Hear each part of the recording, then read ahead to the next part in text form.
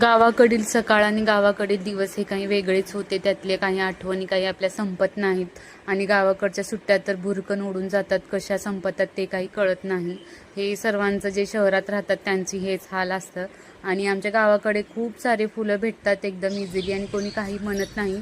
चोरून वगैरे तर आणायची गरजच लागत नाही, कारण सर्वजण खूप छान आहेत आणि फुलंही म्हणजे देवासाठी आपण घेऊन येतो, त्याच्यासाठी कोणीच काही म्हणत नाही.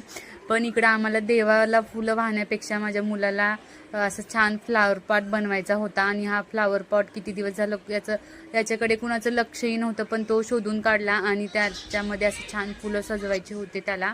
त्याच्या इच्छेखातर असं छान मस्त फ्लावर पॉट सजवून त्याच्याजवळच ठेवून दिला.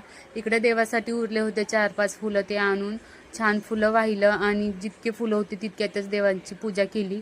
म्हटलं चला त्याच्या जसं आहे तसं. आणि त्याच्यानंतर इथं नाश्त्याची भांडे धुवून स्वच्छ ठेवलेली होती. इकडं आता दुपारी जेवण्यासाठी पालकाच्या पुऱ्या बनवायच्या होत्या. इथं मी पालक धुवून स्वच्छ चिरून घेतलेला आहे. त्याच्यामध्ये ओवा, जिरे, मीठ आणि हिरवी मिरची, कोथिंबीर, लसूण टाकून त्याची बारीक पेस्ट आपल्याला मिक्सरमधून करून घ्यायची आहे. गव्हाचं पीठ 2 वाटी, 1 वाटी ज्वारीचं पीठ आणि 1 वाटी बेसन पीठ असं इथं प्रमाण घेतलेलं आहे. आणि त्याच्यामध्ये जे आपण मिक्सरमधून पालकची प्युरी बनवून घेतलेली होती ती टाकून छान कणिक असं घट्टसर मळून घ्या. आणि त्यानंतर त्याच्या पुऱ्या बनवायच्या आहेत.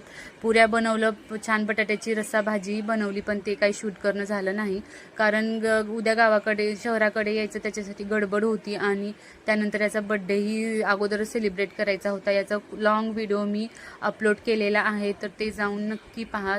चला तर मग भेटूया नेक्स्ट व्हिडिओमध्ये. आजच्यासाठी इतकंच.